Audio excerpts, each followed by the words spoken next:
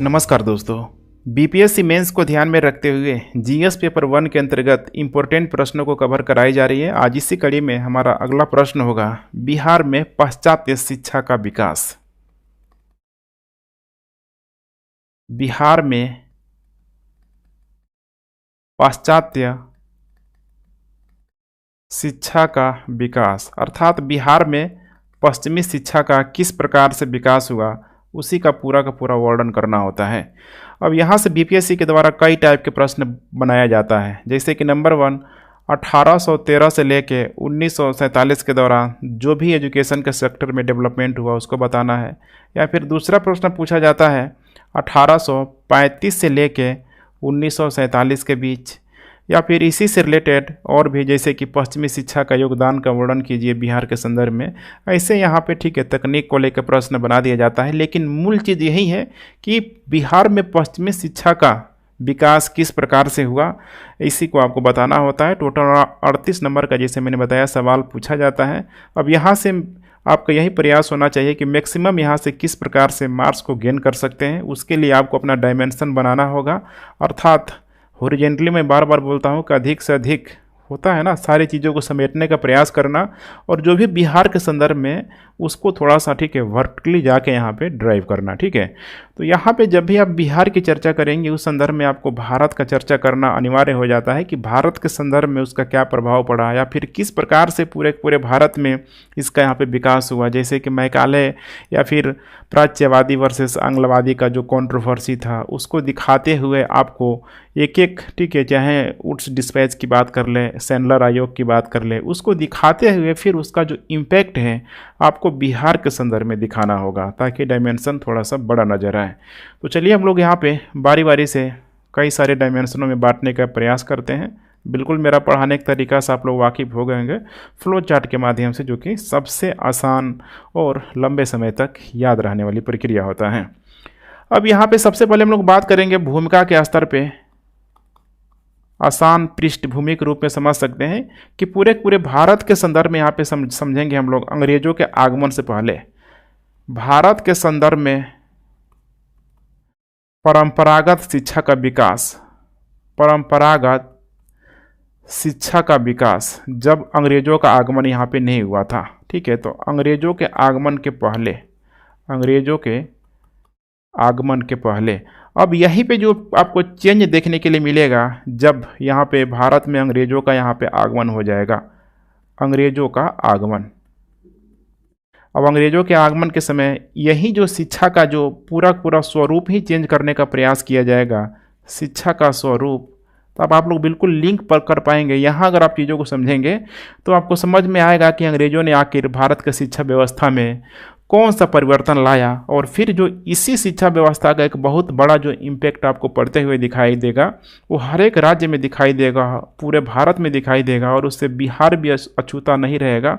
और यही तो प्रश्न पूछ रहा है कि बिहार में पाश्चात्य शिक्षा का विकास, तो बिहार में किस तरीके से इस पाश्चात्य शिक्षा का विकास हुआ, उसको एक एक करके जितना भी बिहार में या फिर पटना के आसपास जो भी यूनिवर्सिटी हो गया, कॉलेज हो गया, कैसे उसकी स्थापना हुई, किन परिस्थितियों में हुई, इसमें एक बड़ा मज़ेदार आपको एक रोचक चीज़ जानने के लिए मिलेगा कि जब बंगाल से बिहार और उड़ीसा अलग हुआ तो उसका एक इम्पोर्टेंट कारण में से ये भी था शिक्षा व्यवस्था को लेके। तो जानेंगे हम इन सारी चीज़ों के बारे में, और फाइनली एक छोटा सा लास्ट में एक हम लोग निष्कर्ष भी लिखने का प्रयास करेंगे, निष्कर्ष लिखने का प्रयास करेंगे। तो चलिए हम लोग यहाँ पे बारी बारी सबको कंप्लीट करते हैं पूरा का पूरा। ठीक है, एक एक चीज़ देख पा रहे हैं यहाँ पे, एकदम जुड़ाव होना चाहिए, लगना चाहिए कि एक फ्लो है। ठीक है, हर पैराग्राफ से लिंक यहाँ पे होना बहुत ज़रूरी है। तो सबसे पहले अगर हम लोग बात करें भारत में परंपरागत शिक्षा का विकास, भारत में परंपरागत शिक्षा का विकास किस प्रकार से हुआ है। अब इसको कई चरणों में हम लोग देख सकते हैं। जैसे कि अगर हम लोग बात करें पहला चरण में, तो यहाँ पे हम लोग हिंदू या फिर हम लोग ब्राह्मण भी कह सकते हैं। ब्राह्मण, चूँकि हिंदू का जो नाम है बाद में आता है, लेकिन बोल चाल में ठीक है बोला ही जाता है। ठीक है, एक ही चीज़ नहीं, यहाँ पे ध्यान रखिएगा। तो ब्राह्मण या फिर हिंदू शिक्षण संस्थान, तो शुरू से आप लोग देख पा रहे हैं, वैदिक पीरियड वगैरह से आप लोगों ने जरूर देखा होगा, पढ़ा होगा कि किस प्रकार से उस समय ब्राह्मणों के स्तर पे, ठीक है, किसी भी पीपल वृक्ष के नीचे या फिर किसी भी पेड़ के नीचे, ठीक है, शिक्षा देने का प्रयास किया जाता था और वो बिल्कुल मौखिक शिक्षा ही होता था। अब यही प्रक्रिया आगे यहाँ पे आपको दिखाई देगी। इसको आप दो भागों में बांट सकते हैं। एक तो यहाँ पे होता था प्राथमिक शिक्षा, प्राथमिक शिक्षा, और दूसरा यहाँ पे होता था उच्च शिक्षा, उच्च शिक्षा। इसी प्राथमिक शिक्षा को अलग अलग नामों से जाना जाता है, जैसे कि इसको टोला के रूप में भी समझ सकते हैं या फिर इसी को पाठशाला के रूप में जाना जाता है। उस समय जो यहाँ पे शिक्षा व्यवस्था का जो प्रक्रिया था, बिल्कुल ही देखेंगे तो प्राथमिक स्तर पे धर्मनिरपेक्ष शिक्षा यहाँ पे दिया जाता था। रिलीजन का यहाँ पे बहुत अधिक एस्पेक्ट नहीं होता था। जो भी भाषाएं होती थी, खासकर संस्कृत हो गया, या फिर जब मुस्लिमों का आगमन हो गया तो यहाँ पे फारसी वगैरह भी काफ़ी चल रहा था। उसके बाद से उर्दू वगैरह भी काफ़ी फेमस हो गया, तो संस्कृत हो गया, फारसी हो गया, गणित, मैथ बहुत इम्पोर्टेंट रोल प्ले करता है भारत और भारतीयों के इतिहास में। शुरू से देखेंगे तो इसको यहाँ पे बहुत अच्छे तरीके से महत्व दिया गया है। इसके अलावा व्यवहारिक जीवन से संबंधित शिक्षाएं दी जाती थी, जैसे कि नैतिक शिक्षा का आप लोगों ने नाम जरूर सुना होगा, ठीक है, इथिक्स जैसे सब्जेक्टों को उसी समय से पढ़ाया जाता था। अब चूंकि उस समय प्रिंटिंग प्रेस का विकास नहीं हुआ था, तो मौखिक शिक्षा पे यहाँ पे बल दिया जाता था, मौखिक शिक्षा। और मौखिक शिक्षा में ध्यान रखिएगा, जनरेशन टू जनरेशन यहाँ पे कुछ ना कुछ परिवर्तन होते रहता था। जैसे सपोज करो कि मैं अभी ये चीज़ आपको समझा रहा हूँ, तो अगर आप किसी भी थर्ड पर्सन को इसी चीज़ को समझाएंगे तो उसमें कुछ ना, ठीक है, तोड़ मरोड़ के कुछ परिवर्तन का माध्यम जरूर होगा। तो प्रक्रिया आपको देखने के लिए मिलेगा मौखिक शिक्षा। लेकिन उस समय समस्या भी थी, चूँकि प्रिंटिंग प्रेस वगैरह का यहाँ पे विकास नहीं हुआ था। और यहाँ पे इस शिक्षा को संरक्षण देने वाला राजा नहीं होता था। प्राथमिक शिक्षा को राजा संरक्षण नहीं देता था। राजा बड़े बड़े जो शिक्षण संस्थान होते थे उन सारे चीज़ों को संरक्षण देता था, जैसे कि नालंदा का नाम ले लिए, विक्रमशिला हो गया, तक्षशिला हो गया, ठीक है। ऐसे जो बड़े बड़े यहाँ पे विश्वविद्यालय होते थे उनको यहाँ पे राजा के द्वारा संरक्षण दिया जाता था। तो आखिर फिर प्राथमिक शिक्षा व्यवस्था कैसे चलता था, तो जो भी यहाँ पे क्षेत्रीय जमींदार होते थे, क्षेत्रीय जमींदार या फिर जो धनी व्यक्ति होते थे समाज में, यही दान पुण्य करते रहते थे, जिसके माध्यम से शिक्षा व्यवस्था चल रहा था, ठीक है। उसके बाद से हम लोग बात करते हैं यहाँ पे उच्च शिक्षा संस्थान की। तो इसमें देखेंगे तो अधिकतर मात्रा में यहाँ पे धार्मिक चीज़ों का बहुत महत्व होता था, धार्मिक शिक्षाएँ यहाँ पे दी जाती थी। लेकिन इसके अलावा देखेंगे तो अलग अलग भी शिक्षाएँ दी जाती थी, जैसे कि संस्कृत साहित्य की शिक्षा हो गया, या फिर यहाँ पे दर्शन शास्त्र, खगोल शास्त्र, ज्योतिष हो जाएगा, ज्योतिष, ठीक है। इन सारे ही माध्यम से, ठीक है, इन सारे ही विषयों की उच्च शिक्षा में आके, ठीक है, हायर एजुकेशन में यहाँ पे शिक्षा दी जाती थी। उसके बाद से चूँकि भारत में मुस्लिमों का आगमन भी हो गया, ये भी आपको पता होना चाहिए। तो भारत में जब यहाँ पे मुस्लिमों का आगमन हुआ तो मुस्लिमों के द्वारा भी यहाँ पे कई सारे शिक्षण संस्थान खोलने का प्रयास किया गया। जैसे कि इनका शुरू से जो मदरसा का जो कॉन्सेप्ट है देखेंगे तो बहुत ही पुराना कॉन्सेप्ट है, ये सदियों से लगभग यहाँ पे चला आ रहा है। अब यहाँ पे मुस्लिम में देखेंगे तो जो शिक्षा जो व्यवस्था था, ध्यान रखिएगा, शिक्षा व्यवस्था का फिर आप माध्यम के रूप में समझ सकते हैं। थोड़ा मैं यहाँ पे मैप दिखाने की कोशिश करता हूँ। ये है विषुवत रेखा, ये है भारत, ये हो गया पश्चिम एशिया का क्षेत्र, ये हो गया यूरोप का क्षेत्र, ठीक है, और बीच में हो जाएगा यहाँ पे मेडिटेरियन सी का क्षेत्र। अब उस समय देखेंगे तो इनका दोनों ही जगह से आना जाना लगा रहता था, यूरोप से और यहाँ पे भारत से, ठीक है। तो बिल्कुल यहाँ पे जो पश्चिम एशिया का क्षेत्र है, एक भारत और यूरोप के बीच एक सेतु का काम कर रहा है। तो लोगों का आना, यूरोपीय लोग यहाँ पे आ रहे हैं, भारत के लोग यहाँ आ रहे हैं, समझ रहे हैं, और ये लोग कहाँ कर रहे हैं, दोनों यहाँ लोग दोनों जगहों पे यहाँ पे जा रहे हैं। तो कुल मिला के मेरा कहने का मतलब यही है कि इन जो मुस्लिमों को भारतीयों से संबंधित जो भी विषय था, चाहे वेद हो गया, बहुत सारा साहित्य हो गया, इन सारे चीज़ों को जानकारी मिली। यूरोपियों से भी इनके, ठीक है, जो भी इतिहास हो गया या फिर साहित्य हो गया, फिलॉसफी हो गया, विज्ञान हो गया, इन सारे ही क्षेत्रों में इनको बहुत अधिक यहाँ पे ज्ञान यहाँ पे अर्जित हुई। तो इस प्रकार से देखेंगे तो मुस्लिमों में आगे चल के यहाँ पे भी देखेंगे तो एक से एक यहाँ पे अरबी साहित्य हो गया, अरबी साहित्य की शिक्षा देते थे। ये भी दर्शन हो गया, व्याकरण हो गया, तर्कशास्त्र हो गया, तर्कशास्त्र हो गया, चाहे वो धर्म हो गया, ठीक है। यहाँ पे ये सारी चीज़ें मुझे मेरे लिए बताना ज़रूरी था, क्योंकि यहाँ पे जब मुस्लिम धर्म की यहाँ पे ओरिजिन की जब बात की जाती है तो लगता है कि शुरू से ही उनको एक असभ्य बर्बर के रूप में दिखाया जाता है, लेकिन नहीं, ठीक है।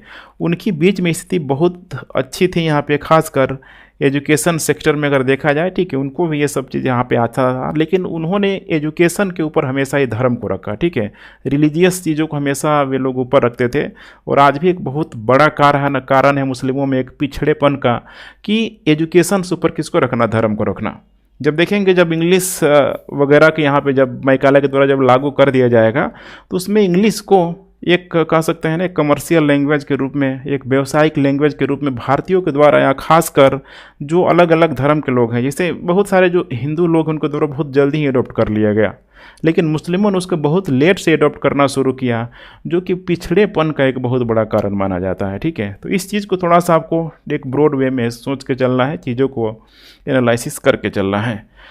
अब आइए हम लोग बात करते हैं यहाँ पे, जब कंपनी का शासन यहाँ पे हुआ तो क्या हुआ। तो यहाँ पे मैं नेक्स्ट हेडिंग डालता हूँ यहाँ पे, ब्रिटिश भारत, अर्थात यहाँ पे अंग्रेजों का आगमन यहाँ पे हो गया। तो ब्रिटिश भारत में जो शिक्षा व्यवस्था जो पहले से चली आ रही थी, अब पूरा का पूरा इसमें आप देखेंगे आमूल चूक परिवर्तन आपको देखने के लिए मिलेगा। आमूल चूक परिवर्तन, पूरा का पूरा शिक्षा व्यवस्था के स्वरूप में भी यहाँ पे चेंज करने का प्रयास किया गया। चूँकि अब इनका जो उद्देश्य था भारत के लोगों को, ठीक है, किसी भी रूप में इनको मतलब होता है ना, विद्वान बनाना नहीं था। इनको तो बस यही था कि भाई हर हाल में कंपनी क्या रहे, यहाँ पे मुनाफा में रहे, कंपनी मुनाफा में रहे, इनको अधिक से अधिक भारत के लोगों से यहाँ पे फ़ायदा हो। यही कारण है कि जब अंग्रेज़ों का जब भारत में आगमन हुआ, तो शुरू में माना जाता है कि उनका जो उद्देश्य था ये व्यापारिक ही था, व्यापारिक ही था। लेकिन धीरे धीरे व्यापारिक मुनाफा ने उनको कहीं न कहीं यहाँ पे सरप्लस दिया, अलग अलग क्षेत्रों में कार्य करने की उनको क्षमता दिया, चाहे वो, ठीक है, या औद्योगिकरण का क्षेत्र क्यों ना हो जाए, या फिर वो टेक्नोलॉजी का ही क्षेत्र क्यों ना हो जाए, ठीक है। ऑलरेडी उनके पास काफ़ी ज्ञान, पुनर्जागरण वगैरह सब वहाँ पे यूरोप के क्षेत्रों में हुआ था, प्रबोधन काल से यहाँ पे युक्त थे। तो कुल मिला के इतना तो आप कह सकते हैं कि यूरोपीय लोगों को, ठीक है, यूरोपीय लोगों को उस समय में देखेंगे तो भारत के संदर्भ में देखा जाए तो उनको, ठीक है, थोड़ा सा एजुकेशन के स्तर पे थोड़ा ऊपर रखना उनको यहाँ पे सही होगा। यही कारण है कि व्यापारिक गतिविधियों से वे भारत की राजनीतिक अस्थिरता का लाभ उठाते हुए, राजनीतिक अस्थिरता का लाभ उठाते हुए, अर्थात यहाँ पे मुगल हो गया, मुगलों का पतन होने लगा औरंगजेब की मृत्यु के बाद से ही। मराठों ने भी बहुत बड़ा चैलेंज यहाँ पे नहीं दिया, ठीक है। फाइनली पानीपत के तृतीय में ये लोग भी ख़त्म हो गया। टीपू सुल्तान मैसूर का क्षेत्र पहले ही यहाँ पे डिक्लाइन हो गया था। इसके अलावा सिखों में भी अगर देखा जाए तो लंबे समय तक वो लोग भी टिक नहीं पाया, तो इनकी सत्ता को चुनौती देने वाला कोई यहाँ पे बच ही नहीं गया था। इसीलिए अंग्रेज़ों को तो समझ में आ गया था कि जब व्यापार से इतना अधिक हम लोग लाभ कमा सकते हैं, तो भारत की राजनीतिक स्थितियों को अगर हम लोग कंट्रोल में कर लें तो यहाँ पर फिर क्या होगा, पैसा ही पैसा होगा। अब राजनीतिक स्थिरता को ध्यान रखिएगा, राजनीतिक सिचुएशन को कंट्रोल करने के लिए कहीं भी आप देखेंगे ना, अगर किसी भी अननोन पर्सन को, सिंपल सा एक लॉजिक है, कोई भी यहाँ पे अगर अननोन पर्सन है, सपोज कर रहे हैं आप उसके बारे में कुछ नहीं जानते हैं, ठीक है, क्या नाम है, क्या है, ठीक है, लेकिन अगर आप इसके एजुकेशन सिस्टम को जान गए, एजुकेशन सिस्टम को अगर आप जान गए, तो फिर इससे कम्युनिकेट करने में बेहद यहाँ पे आसानी हो जाएगी। यही चीज़ है यहाँ पे अंग्रेज़ों के द्वारा किया गया। अंग्रेज़ों को लगा कि इनका जो यहाँ पे एजुकेशन सिस्टम है, ठीक है, अगर इस एजुकेशन सिस्टम को हम लोग जान लेते हैं तो इसमें तो शिक्षा व्यवस्था के बारे में हम लोग जानेंगे, और शिक्षा का जो स्तर था, ध्यान रखिएगा, भाषा, जो अलग अलग भाषाओं में, क्षेत्रीय भाषा से लेके, चाहे हम लोग फारसी की बात कर ले या फिर क्या बोलते हैं, संस्कृत की बात कर ले, ठीक है, ऐसी सारी भाषाओं में जो अगर दिया जाता था, तो अगर इनकी भाषा को जान ले, इनकी शिक्षा व्यवस्था को जान ले, तो फिर इनसे हमारा कम्युनिकेट करना और आसान हो जाएगा। अर्थात शुरुआती तौर पे बहुत हद तक ये लोग, ठीक है, सॉफ्ट पावर की नीति भी अपनाएगा, उसके अलावा जहाँ बात नहीं बनेगी वहाँ पे हार्ड पावर पॉलिसी को भी ये लोग अपना के चलेगा। तो आशा करता हूँ ये सारी चीज़ें आप लोगों को समझ में आ रही होगी। अब इसी के माध्यम से देखेंगे तो ब्रिटिश शिक्षा पद्धति को लेके, ब्रिटिश शिक्षा पद्धति को लेके कि किस प्रकार से इसका प्रक्रिया यहाँ पे होना चाहिए। ब्रिटिश शिक्षा पद्धति को लेके दो रूप हमें सामने देखने के लिए मिलता है। जैसे शुरुआती तौर पे यहाँ पे बोला जाता है, जिसमें सबसे अधिक प्रभाव छोड़ा था इन लोगों ने, इनको बोला जाता है प्राच्यवादी। प्राच्यवादी या फिर इनको कर सकते हैं ओरिएंटलिस्ट। ओरिएंटलिस्ट, ठीक है, प्राच्यवादी। तो शुरुआती तौर पे इनका बहुत अच्छा खासा बोलबाला था, लेकिन आगे चल के यहाँ पे इन्हीं लोगों में से, उस कंपनी में से ही कुछ नवयुवक हो जाएगा, कुछ मिशनरी लोग आएंगे जो इनके प्राच्यवादियों के विचारों से, ठीक है, मेल नहीं रखते हैं, और उनको यहाँ पे बोला जाएगा आंग्लवादी। आंग्लवादी। अब इसी प्राच्यवादी और आंग्लवादी को थोड़ा आप लोग समझने के प्रयास कीजिए। बहुत लोगों को आता भी होगा, लेकिन फिर भी समझने के प्रयास कीजिए, ठीक है, मेरे दृष्टिकोण से, ताकि चीज़ें आप जब बिहार के अप्लाई में इसको लागू करें तो कहीं से कोई समस्या नहीं आए। तो प्राच्यवादी यहाँ पे, ठीक है, इनका यही मानना था ना कि शुरुआती तौर पे देखेंगे तो प्लासी और बक्सर के माध्यम से जिस तरीके से लोग बंगाल में पैर पसार रहा था, तो देखिए यहाँ पे डायरेक्ट द्वैध शासन लोग नहीं अपनाया, ठीक है। जैसे कि प्लासी के बाद से अगर वो चाहता तो सब कंट्रोल कर सकता था, लेकिन बक्सर का वेट किया। इलाहाबाद की संधि में शासक से, जो भी वहाँ पे, ठीक है, बंगाल का जो नवाब बना, उससे भी डायरेक्ट ये लोग सत्ता यहाँ पे नहीं लिया, द्वैध शासन के माध्यम से ही यहाँ पे किया गया। लेकिन आगे चल के जब 1773 का जब रेगुलेटिंग एक्ट आ जाएगा, तब जाके वहाँ पे डिक्लेयर करने का यहाँ पे प्रयास किया जाएगा। तो शुरुआती में धीरे धीरे राजनीतिक गतिविधियों को अपने कंट्रोल में करने का सब प्रयास कर रहा है, इसीलिए यहाँ पे लोग बचेगा। खासकर एजुकेशन सिस्टम में देखेंगे तो ये लोग बोलेगा नो चेंज, किसी भी प्रकार का हम लोग यहाँ पे चेंज नहीं करना चाहेंगे। जो भी यहाँ पे शिक्षा व्यवस्था पहले से चली आ रही है, उसी शिक्षा व्यवस्था पे जोड़ देगा। कहने का मतलब क्या है कि देसी शिक्षण व्यवस्था पे, सॉरी, ठीक है, हर्षई दीर्घ थोड़ा सा आप लोग देखते चलिएगा, ठीक है, देसी शिक्षण व्यवस्था पे, देसी शिक्षण व्यवस्था पे ये लोग बल दिया कि जैसे चल रहा है उसी को यहाँ पे यथावत यहाँ पे चलते देना चाहिए। इनको लगा कि भाई जो प्रक्रिया भारतीयों के द्वारा अपनाई गई है अपनी शिक्षण व्यवस्था में, ठीक हमें उसी चीज़ को यहाँ पे अपनाना है, उनकी चीज़ों को क्या करना है, हमें सीखना है। तो इसीलिए ये लोग, ठीक है, ऊपर के जो भी लोग होता था, अंग्रेज कर्मचारियों को लोग बोलता था, अंग्रेज कर्मचारियों को, अंग्रेज जो भी कर्मचारियों को, ठीक है, ये लोग बोलता था कि जाके जो भी स्थानीय भाषा है तुम लोग उनकी स्थानीय भाषा को सीखो ताकि कम्युनिकेट कर पाओ। उनकी जो संस्कृत जो शिक्षा को सीखो, क्या है उनकी, ठीक है, संस्कृत शिक्षा में कौन कौन सी बातें यहाँ पे लिखी गई है। और ऐसा करने के पीछे कुछ उद्देश्य बताया गया, जैसे कि इनका शुरुआती तौर पे था कि इनके हम लोग धर्म और दर्शन के बारे में अच्छी तरीके से जान लेंगे, धर्म और दर्शन के बारे में अच्छी तरीके से जान लेंगे। और दूसरा था कि अगर हम लोग संस्कृत वगैरह इनकी शिक्षाओं को अगर हम सीख गए तो जो भी यहाँ पे हिंदू और मुस्लिम लोग मौजूद है बंगाल के क्षेत्रों में, हिंदू और मुस्लिम जो लोग मौजूद है, खासकर अभिजात्य वर्ग से इनका कम्युनिकेशन अच्छा हो जाएगा, अभिजात्य वर्ग से इनका, ठीक है, कम्युनिकेशन अच्छा हो जाएगा। तो देख पा रहे हैं कहीं ना कहीं यहाँ पे जो ब्रिटिश शिक्षा नीति है, अगर मैं एक शब्द में बोलूँ कि ये वाणिज्यवाद से प्रेरित हो रही है तो कहना गलत नहीं होगा। वाणिज्यवादी, ठीक है, या फिर कह सकते हैं उपनिवेशवाद की प्रक्रिया से यहाँ पे ये लोग, ठीक है, संचालित हो रहा है, ठीक है। हर हाल में लोग अपने स्वार्थ के बारे में यहाँ पे सोच रहा है। इसी क्रम में अब नो चेंज किया, मतलब देख रहे हैं ना, कोई चेंज यहाँ पे नहीं करना था। तो यहाँ पे जो भी स्थानीय स्तर पे या फिर देसी शिक्षण संस्थान को बढ़ावा देने के लिए कई सारा यहाँ पे स्कूल कॉलेज भी खोला गया, जैसे कि कुछ बड़ा बड़ा है यहाँ पे, जैसे कि वारेन हेस्टिंग्स द्वारा, वारेन हेस्टिंग्स द्वारा 1781 में कलकत्ता मदरसा की स्थापना की जाएगी, कलकत्ता मदरसा की स्थापना की जाएगी। उसके बाद से यहाँ पे जोनाथन डंकन के द्वारा 1791 में संस्कृत कॉलेज की स्थापना की जाएगी। संस्कृत कॉलेज की स्थापना बंगाल में की जाएगी, बंगाल में। और ये कलकत्ता मदरसा, देख रहे हैं ना, कलकत्ता में स्थापित हुआ है।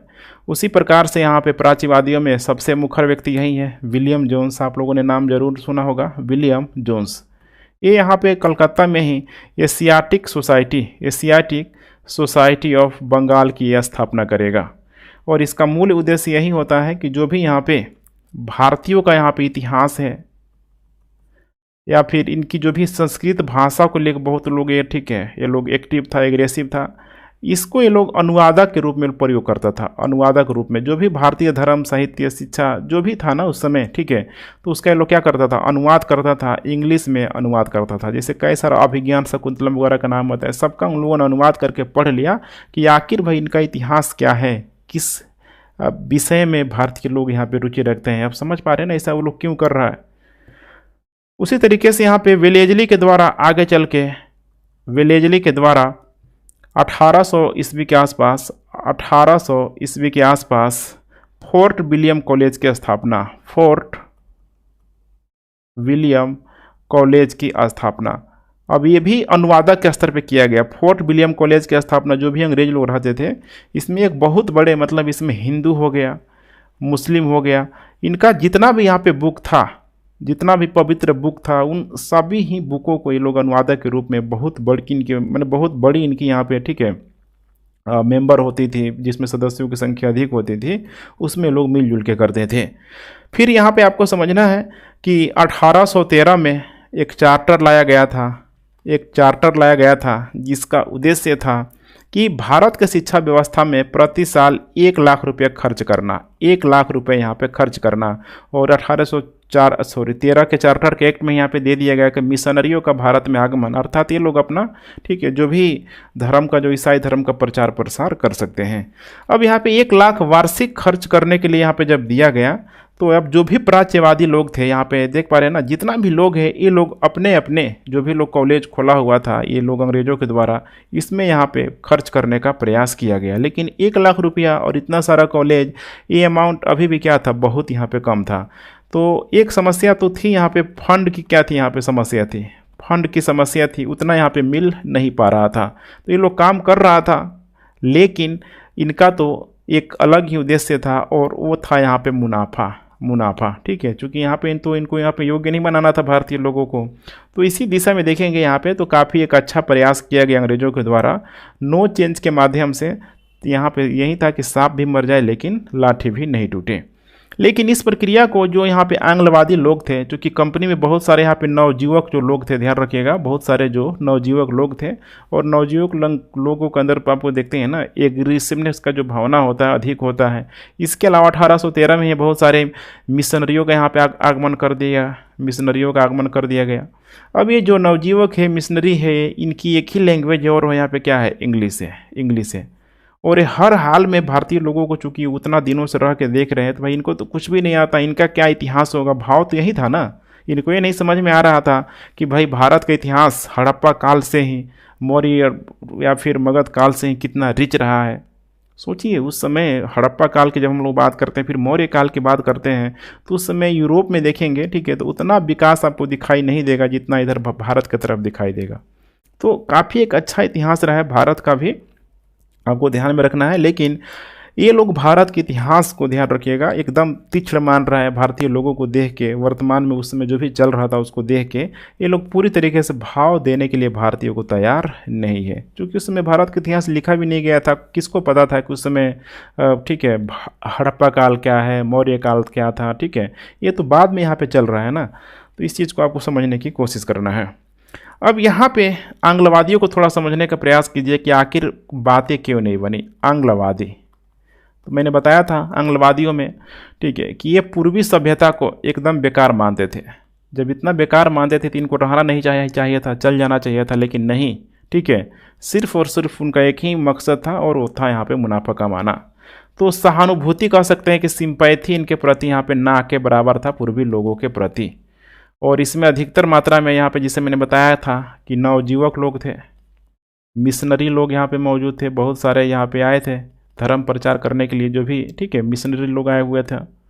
तो ये लोग चाहता था, ठीक है, कि देखो हर हाल में जो यहाँ पे भारत की जो प्राच्य शिक्षा है, ध्यान रखिएगा, भारत की जो प्राच्य शिक्षा है, अर्थात पुरानी पद्धति पे जो भी लोग शिक्षा दे रहे हैं, वो एकदम मरणासन अवस्था पे चला गया है, मरणासन अवस्था पे चला गया है। उसको जीवित करना अब, ठीक है, असंभव के बराबर है। इसीलिए भारत पे एक नई शिक्षा व्यवस्था को यहाँ पे, ठीक है, मतलब लाना चाहिए, जन्म देना चाहिए। इनका भी कहीं ना कहीं यहाँ जो उद्देश्य था, ध्यान रखिएगा, जो उद्देश्य था वो था यहाँ पे मुनाफा, ठीक है। और हमें दूसरे रूप में समझना होगा यहाँ पे कि आखिर इनमें अंतर क्या है। तो देखिए उस समय इंग्लैंड में जो चल रहा था, औद्योगिक क्रांति का दौर चल रहा था, औद्योगिक क्रांति का दौर चल रहा था। अब औद्योगिक क्रांति का दौर चल रहा था और सबको पता है कि मशीनीकृत जो भी उद्योग है वस्तुओं का प्रोडक्शन बहुत बड़ी मात्रा में करते हैं और उन वस्तुओं को खपाने के लिए कहीं ना कहीं यहाँ पे बाजार की ज़रूरत है। तो माना जाता है जो ये जो आंग्लवादी था, भारत को ये लोग क्या करता था, तो एक बाजार के रूप में देखता था। एक बाजार के रूप में कितनी अधिक पॉपुलेशन है, अगर वहाँ से वस्तुएं बन के भारत में आएगी तो हमें मुनाफा यहाँ पे अधिक होगा।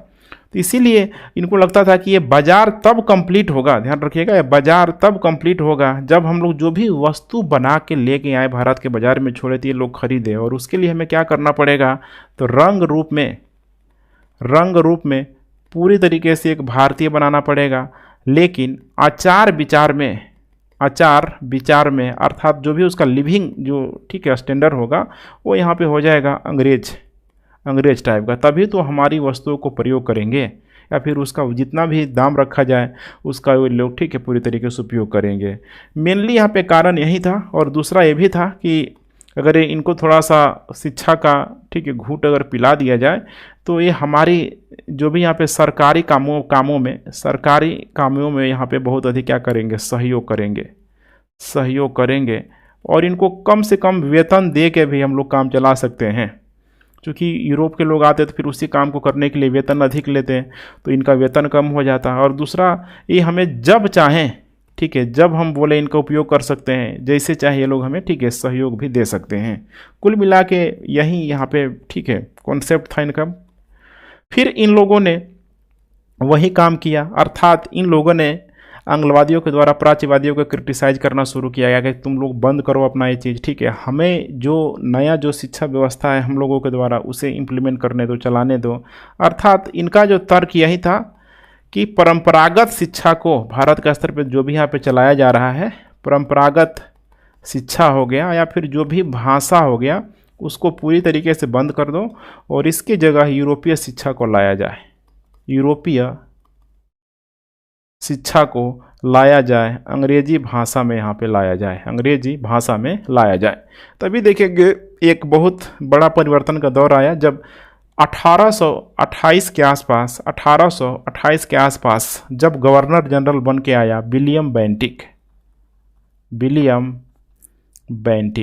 ठीक है। तो विलियम बेंटिक के समय दोनों ये आंग्लवादी और प्राच्यवादियों की जो होता है ना शीत युद्ध का दौर यहाँ पे कह सकते हैं कि अधिक हो गया कि किस भाषा में शिक्षा को यहाँ पे दिया जाए। तो विलियम बेंटिक के समय ही यहाँ पे इसको कह सकते हैं कि विधि सदस्य के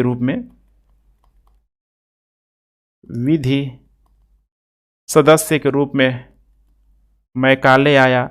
और मैकाले का ही यहाँ पे शिक्षा व्यवस्था के यहाँ पे होता है ना कि किसी चीज़ की जांच करने के लिए कमेटी यहाँ पे बैठा दिया गया और उस कमेटी का हेड बना दिया गया इस मैकाले को। और मैकाले ने दोनों को बातों को सुनने के बाद ठीक है, मैकाले देखिए नया नया आया हुआ था, बिल्कुल ये कह सकते हैं ना कि एक परसेप्शन था यूरोपीय व्यवस्था के प्रति। तो मैकाले ने देखा कि देखो रियल में ही ये पूरब के लोग बहुत ही असभ्य हैं, इनको कुछ नहीं आता है, किसी भी प्रकार का इनका इतिहास नहीं है। तो मैकाले की एक बहुत फेमस कोट है कि यूरोपीय पुस्तकालय की एक कोने में भरी अलमारी में जितनी पुस्तक होती है, जितना उसमें ज्ञान होता है, अगर उस पुस्तक मैंने संपूर्ण अगर भारत का स्तर पे चाहे वो अरब हो गया, संस्कृत हो गया, अगर इन सबको मिला दिया जाए तो भी वो उसके बराबर क्या होगा, नहीं होगा। अर्थात यूरोप में इतनी पुस्तक, समझ रहे हैं ना, एक खाने में रखी पुस्तक पूरे के पूरे भारत में रखी गई एक लाइब्रेरी के क्या है बराबर है।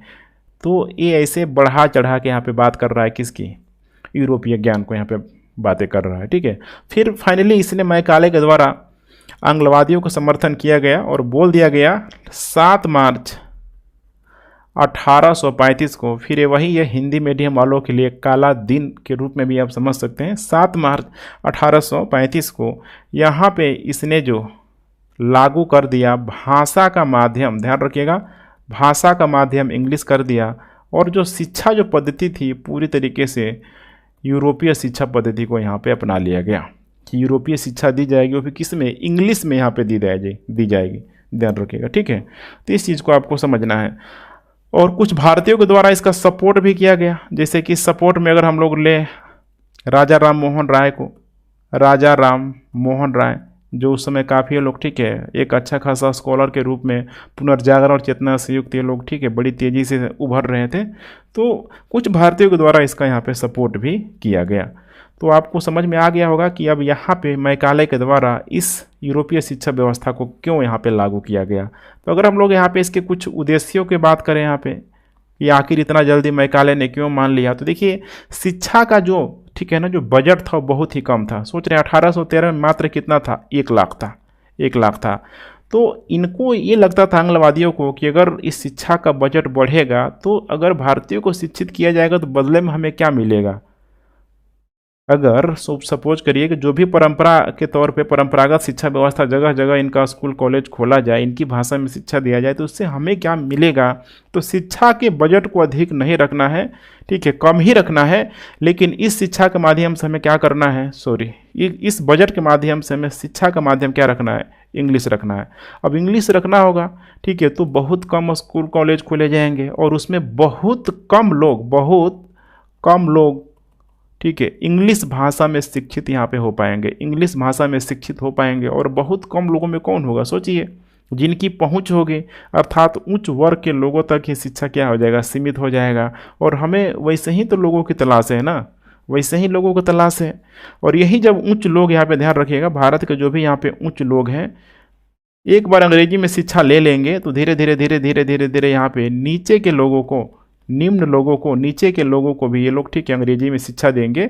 इसी प्रकार से इंग्लिश विषय में धीरे धीरे शिक्षा का यहाँ पे प्रचार प्रसार होते रहेगा। लेकिन यकीन मानिए आज आज़ादी के बाद से आज 2023 चल रहा है, लेकिन अभी भी ये शिक्षा व्यवस्था ऊपर के लोगों से नीचे तक यहाँ पे क्या आया, नहीं आया।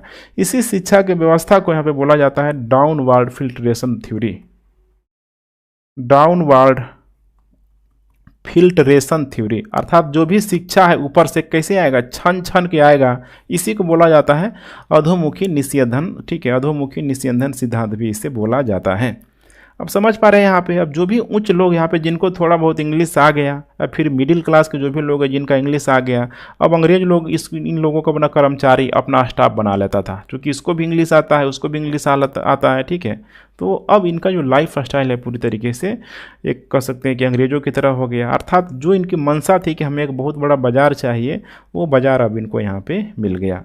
तो यहाँ पे नेक्स्ट कारण था यहाँ पे एक नया वर्ग तैयार करना, नया वर्ग तैयार करना, जो कि आप लोग देख ही पा रहे हैं। दूसरा था यहाँ पे प्रशासनिक व्यवस्था में सहयोग करने के लिए, अभी मैंने समझा दिया था आप लोगों को, प्रशासनिक व्यवस्था में सहयोग करने के लिए भी इनका कार्य क्या हो गया, पूरा हो गया।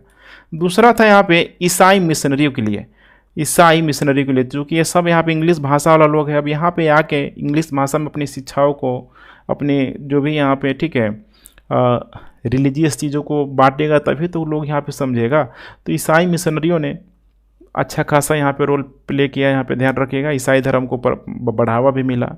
और एक और कारण था इंग्लिश भाषा को क्या करना, हर हाल में बढ़ाना, कि भारत में अगर हम लोग फैला देते हैं पूरा पूरा, तो आगे चल के हम लोग अफ्रीका या फिर जहाँ जहाँ उपनिवेशवादी प्रक्रिया का दौर चल रहा है, सब जगह इंग्लिश को यहाँ पे फैला दिया जाएगा, ताकि सारे लोग यहाँ पे इंग्लिश ही बोल पाएँ। अब यही चल रहा था, कॉन्सेप्ट यही था। अब समझ पा रहे, प्राच्यवादी लोग क्या कर रहा था, तो भारत की जो भी मूल व्यवस्था थी या फिर मूल जो पारंपरिक शिक्षा व्यवस्था थी, उसी रूप में वो लोग शिक्षा देना चाहता था। लेकिन आंग्लवादी लोग क्या हो गया, पूरा पूरा चेंज हो गया, ठीक है। चलिए, अब इसी में आप देखेंगे यहाँ पे, तो शुरुआत तौर पे यहाँ पे मैकाले के द्वारा जो भी यहाँ पे लाया गया, इंग्लिश को लाया गया, ठीक है, देख रहे हैं, यूरोपीय शिक्षा व्यवस्था को लाया गया। लेकिन ये बहुत लंबे समय तक, ध्यान रखिएगा, नहीं चला। हुआ कि इसमें कुछ संशोधन किया जाए, और संशोधन यहाँ पे जल्द ही यहाँ पे आ गया। तो कुछ प्रमुख सुधार 2-3 यहाँ पे जान लीजिए, ताकि आगे चल के बिहार के संदर्भ में आपको चीज़ें और अधिक, ठीक है, सरलता से समझ में आए। तो पहला है, देखिए यहाँ लाया गया यहाँ पे वुड्स डिस्पैच, ठीक है। वुड्स डिस्पैच का टाइम 1854 में डलहौजी के समय इसको लाया गया, डलहौजी, ठीक है। सुधारवादी प्रक्रिया में डलहौजी का बहुत बड़ा नाम है। तो इसने क्या कर दिया कि देखो, जो हायर एजुकेशन है वो यहाँ पे इंग्लिश में यहाँ पे होना चाहिए, इंग्लिश में होना चाहिए। लेकिन जो यहाँ पे स्कूली शिक्षा है, ध्यान रखिएगा, जो स्कूलिंग है ये बहुत अच्छा काम किया कि ये पूरा पूरा रीजनल लैंग्वेज में होना चाहिए, स्थानीय भाषा में शिक्षा यहाँ पे दिया जाना चाहिए। अब समझ रहे हैं, इसीलिए इसको क्या बोला जाता है, भारतीय शिक्षा का मैग्ना कार्टा इसको बोला जाता है। भारतीय शिक्षा का मैग्ना कार्टा जो आज तक चल रहा है। स्कूलों में आप स्थानीय भाषा में थोड़ी बहुत इंग्लिश आज सिखाया जाता है, लेकिन ऊपर जाएंगे तो फिर इंग्लिश को यहाँ पे अधिक से अधिक महत्व दिया जाता है। तो समझ रहे हैं ना यहाँ पे कि जो डाउनवर्ड फिल्ट्रेशन थ्योरी आया वो वुड्स डिस्पैच ने कहीं ना कहीं उसको क्या कर दिया, फेल कर दिया डाउनवर्ड फिल्ट्रेशन को। भाई ऊपर से आएगा छन छन के, लेकिन यहाँ पे क्या कर दिया गया, तो नीचे के लेवल से ही इंग्लिश को यहाँ पे हटा दिया गया, रीजनल लेवल पे यहाँ पे, ठीक है। अब नीचे के लोग कहाँ जाएंगे, ऊपर जाएंगे, और ऊपर के लोग भी थोड़ा सा यहाँ पे नीचे आएंगे। उसके बाद से यहाँ पे अगला जो सुधार होगा यहाँ पे, ठीक है, हंटर आयोग का जब गठन किया जाएगा 1882-83 में, 1882-83 में। ये तो उस समय था गवर्नर जनरल कह सकते हैं, ठीक है, या फिर वायसराय रिपन यहाँ पे हुआ करता था। इसने बोला कि देखो प्राथमिक जो शिक्षा है, प्राथमिक शिक्षा है ये स्थानीय भाषा में होना चाहिए। स्थानीय भाषा में देख पा रहे हैं यहाँ पे स्कूलिंग है, ठीक है। स्कूलिंग का अब यहाँ पे बहुत अधिक कॉन्सेप्ट क्लियर नहीं था कि 5th से होगा, 3 से होगा, ठीक है। अब प्राथमिक मतलब क्या है कि एकदम छोटे से UKG LKG बेसिक लेवल से ही जो भी बच्चा समझ रहे उसी भाषा में यहाँ पे सिखाना चाहिए। फिर यहाँ पे बोला गया कि माध्यमिक स्तर तक, ध्यान रखिएगा, माध्यमिक स्तर पे जब लाया जाए तो यहाँ पे साहित्य की भी शिक्षा दिया जाना चाहिए जो भी स्टूडेंट है, और व्यावसायिक शिक्षा पे यहीं पे अधिक यहाँ पे बल दिया गया, व्यावसायिक कमर्शियल एजुकेशन पे आप कह सकते हैं, ठीक है, यहाँ पे बल दिया गया। और साथ साथ में देखेंगे तो इसी समय महिला शिक्षा पे भी यहाँ पे बल दिया गया, महिला शिक्षा बल पे। इसी दरमियान देखेंगे कि पटना के क्षेत्रों में कुछ, ठीक है, मिशनरियों के द्वारा वहाँ पे इंग्लिश स्कूल के भी यहाँ पे स्थापना की जाएगी। तो अभी से ये सारा जो भी मैं बता रहा हूँ इसको जाने रहेंगे, तो बिहार के संदर्भ में मैं बार बार बोल रहा हूँ कि इसका आप लोग अच्छे से अप्लाई करेंगे। उसके बाद से फिर बड़ा जो परिवर्तन होगा, भारतीय विश्वविद्यालय अधिनियम, भारतीय विश्वविद्यालय अधिनियम यहाँ पे लाया गया, भारतीय विश्वविद्यालय अधिनियम 1904 में लाया गया। और इसका जो प्रावधान था, जो भी प्रोविज़न था, बहुत ही कह सकते हैं कि स्ट्रिक्ट था। जैसे कि बोला गया इसमें कि विश्वविद्यालय के स्तर पे जो भी स्टूडेंट हो गए, शोध वगैरह की रिसर्च वगैरह वो यहीं पे करना शुरू कर देंगे, रिसर्च वगैरह यहीं से करना शुरू कर देंगे। अब सोच पा रहे हैं ना, यूनिवर्सिटी के स्तर पे, मैंने एकदम ग्रेजुएट के स्तर पे कोई भी स्टूडेंट यहाँ पे रिसर्च करेगा तो उसको समस्या आना यहाँ पे तय है आगे चल के, ठीक है। इसका कहीं न कहीं यहाँ पे सुधार करने का प्रयास किया गया, और इसी सुधार करने के लिए कह सकते हैं, ठीक है, इसका रिव्यू करने के लिए एक नया कमेटी आया जिसको बोला जाता है सैंडलर आयोग, सैंडलर आयोग, ठीक है। सैंडलर आयोग ने भारतीय विश्वविद्यालय अधिनियम का जो भी यहाँ पे, ठीक है, रिसर्च या फिर कह सकते हैं कि जो भी यहाँ पे सुझाव जो दिया गया था, उन सुझाव को कह सकते हैं कि इसने नरम कर दिया, नरम कर दिया, ठीक है। थोड़ा उसको, ठीक है, बहुत अधिक कॉम्प्लेक्स नहीं रखा, समझ रहे हैं ना, उसको हर तरीके से कह सकते हैं कि सरल इजी वे में यहाँ पे करने का प्रयास किया गया, ठीक है। और इसी सैंडलर आयोग जब आएगा 1917 में, तो देखेंगे कि बिहार में पटना में भी यहाँ पे, ठीक है, पटना विश्वविद्यालय की स्थापना हो जाएगी। उसके बाद से फिर लाइन लगा ही रहेगा साइंस कॉलेज, PMCH, DMCH, ठीक है। ऐसे सारी ही चीज़ों के बारे में जानने का मौका मिलेगा। तो अब इतना सुधार पर्याप्त है बिहार के विषय में जानने के लिए।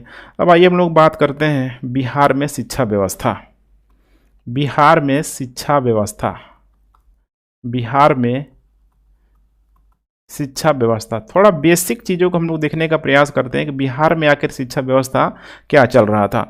तो देखिए, प्राचीन काल में अगर हम लोग एंशियंट पीरियड की बात करें, ठीक है, एंशियंट पीरियड की हम लोग बात करें तो यहाँ पे देखेंगे तो बिहार में प्रमुख जो शिक्षा का केंद्र था, बिहार में जो प्रमुख शिक्षा का जो केंद्र हुआ करता था, चाहे हम लोग नालंदा यूनिवर्सिटी की बात कर लें, चाहे विक्रमशिला, उदंतपुरी, ठीक है, बहुत बड़े आप कह सकते हैं ना यहाँ पे कि विश्व के प्रमुख मतलब जो शिक्षाएं थी यहीं पे दिया जाता था, समझ रहे हैं। इसको पूर्व का ऑक्सफोर्ड भी बोला जाता था, पूर्व का ऑक्सफोर्ड इसे बोला जाता था, ठीक है। यहाँ पे जनरली देखेंगे तो बौद्ध धर्म से संबंधित शिक्षाओं को दिया जाता था। उसी प्रकार से जब मध्यकाल का दौर आएगा, चूँकि मध्यकाल तक आते आते तो आपको पता है कि नालंदा जैसे यूनिवर्सिटी को, ठीक है, बख्तियार खिलजी के द्वारा यहाँ पे जला दिया गया था। इसके अलावा बौद्ध धर्म भी बहुत ही डिक्लाइन स्टेज पे यहाँ पे जा चुका था मध्यकाल तक आते आते। तो यहाँ पे जो भी बौद्ध धर्म से संबंधित यूनिवर्सिटी और डिक्लाइन होना शुरू हो गया, जैसे उदंतपुरी हो गया, विक्रमशिला हो गया, धीरे धीरे डिक्लाइन स्टेज में यहाँ पे आ गया। तो मध्यकाल में देखेंगे यहाँ पे तो पटना हो गया या फिर बिहार शरीफ, भागलपुर, यहाँ पे छोटे मोटे कई सारे स्कूल और कॉलेज यहाँ पे खोला गया मध्यकाल में, ध्यान रखिएगा, ठीक है। और इन सारे ही क्षेत्रों पे संस्कृत और फारसी भाषा से संबंधित चीज़ों को यहाँ पे, ठीक है, मैंने इसी भाषा में यहाँ पे शिक्षा दिया जाता था। चूँकि यहाँ पे संस्कृत में पुनः इसीलिए लिख रहा हूँ कि मध्यकाल तक आते आते ब्राह्मण धर्म का तेजी से क्या हुआ, पुनरुत्थान हुआ। अर्थात मैंने बौद्ध धर्म का एक तरफ डिक्लाइन नहीं हुआ, ब्राह्मण धर्म का बहुत तेजी से क्या हो गया, पुनरुत्थान हो गया, ठीक है। तो यही सारा यहाँ पे चल रहा था। इसके बाद हम लोग बात कर ले गांव या शहरों की, उस समय बिहार के संदर्भ में। तो देखिए गांव और शहर में भी स्थानीय भाषा में ही यहाँ पे रीजनल लेवल पे ही यहाँ पे विद्यालय जो भी यहाँ पे खोला गया था, स्थानीय भाषाओं के द्वारा ही यहाँ पे शिक्षा यहाँ पे दिया जाता था। अब इसका जो पूरा का पूरा जो संरक्षक जो करने वाला लोग था, यहाँ पे आपको समझना है, संरक्षक कर्ता के रूप में जो भी लोग था, इस समय देखेंगे बिहार में तो कुछ जगहों पे राजा भी करते थे, जैसे कि यहाँ पे है ना, देख पा रहे नालंदा या फिर यहाँ पे विक्रमशिला, उदंतपुरी, जैसे कि पाल शासकों का काफ़ी योगदान है विक्रमशिला और उदंतपुरी में। वैसे ही नालंदा में देखेंगे तो गुप्त शासकों का काफ़ी योगदान है। तो राजाओं के द्वारा दिया जाता था, जमींदार वर्ग के द्वारा दिया जाता था, या फिर जो भी यहाँ पे व्यक्ति यहाँ पे जो दानी होते थे, व्यक्तिगत जो दान होता था, ठीक है, इन सारे ही लोगों के द्वारा इसका संरक्षित करने का प्रयास किया जाता था। लेकिन आपको पता है कि ये वैसे लोग हैं कि अंग्रेज़ों के आने के पहले तक तो ये बहुत समृद्ध हुआ करते थे, लेकिन अंग्रेज़ों के आने के बाद से धीरे धीरे इनकी स्थिति यहाँ पे ख़राब होती चली गई। और एक सबसे बड़ा फैक्टर माना जाता है यहाँ पे परमानेंट सेटलमेंट को, स्थानीय बंदोबस्त के द्वारा, ठीक है, जो कि कर्नवालिस के द्वारा लाया गया था। कर्नवालिस के द्वारा 1993 में जो लाया गया परमानेंट सेटलमेंट के माध्यम से, अब इनकी आमदनी में क्या आई, बहुत अधिक कमी आई, आमदनी में कमी आ गई। बेचारे खुद ही दिवालिये के एक कगार पे हैं शुरुआती तौर पे ही, क्योंकि अस्थायी बंदोबस्त में देखेंगे तो शुरुआती तौर पे ज़मींदारों को दिक्कत था, राजाओं को दिक्कत था, लेकिन ये परमानेंट सेटलमेंट था। एक बार जो समझ रहे, जो भी यहाँ पे लगान की दर तय कर ली गई थी वो आजीवन नहीं बदला, ठीक है, आज़ादी के मैंने आज़ादी तक ये यही रहा। तो बाद में अंग्रेज़ों की से, ठीक है, कहीं ना कहीं यहाँ पे घाटा भी हुआ, लेकिन शुरुआती तौर पे घाटा किसको हो रहा है, जो भी यहाँ पे राजा जमींदार, ठीक है, जो भी यहाँ पे व्यक्तिगत जो भी अमीर लोग होते थे उनको घाटा हुआ था, जिसके वजह से इनकी आमदनी में कमी आई। और आमदनी में कम आने से अब ये लोग जो भी दान पुण्य हो गया, फिर जो भी शिक्षा के क्षेत्र में जो भी संरक्षक हो गया, ठीक है, ये संरक्षककर्ता के रूप में मौजूद नहीं रहे, जिसकी वजह से यहाँ पे देखेंगे तो शिक्षा का तेज़ी से क्या हुआ, अवसान हुआ, तेज़ी से यहाँ पे ध्यान रखिएगा डिक्लाइन हुआ। और आपको पता है कि 1835 में, ध्यान रखिएगा, 1835 में मैकाले के द्वारा अंग्रेजी को यहाँ पे, इंग्लिश को यहाँ पे थोप दिया गया। अब इंग्लिश को जब यहाँ पे थोपा गया तो बिहार में जैसे कि दो शासक हैं जो कि बिल्कुल कह सकते हैं कि अंग्रेज़ों का अधीन ही लोग कार्य कर रहा था, जैसे कि दरभंगा महाराज का इसमें नाम बहुत फेमस है। इसी अलावा, ठीक है, दरभंगा हो गया, ठीक है, दरभंगा के साथ साथ हो जाएगा टिकारी महाराज, टिकारी गया के क्षेत्रों में टिकारी का किला का नाम जरूर सुना होगा। इसके अलावा दरभंगा महाराज, इन सारे शासकों ने क्या किया, तो अंग्रेजी भाषा को बहुत अधिक क्या किया, सहयोग दिया। कुछ स्कूल कॉलेज भी इन लोगों के द्वारा यहाँ पे खुलवाने का प्रयास भी किया गया। अब 1835 में क्या लगा हुआ है, तो मैकाले के द्वारा इंग्लिश भाषा को यहाँ पे लगा दिया गया। और इसी समय एक व्यक्ति है, लगभग ये जाएगा बिहार के क्षेत्रों की तरफ 1844 में, याद रखिएगा 1844 में, जिसका नाम है एडम, ठीक है, एडम जाएगा और ये सर्वे करेगा, खासकर एजुकेशन से रिलेटेड सर्वे करेगा बिहार और बंगाल का, बंगाल और बिहार का सर्वे करेगा। और उस समय पाएगा कि वहाँ की जो लिटरेसी रेट थी, इतनी गिर गई थी लिटरेसी रेट कि महज उस समय था लिटरेसी रेट 7.75%, समझ रहे हैं, 7.75%।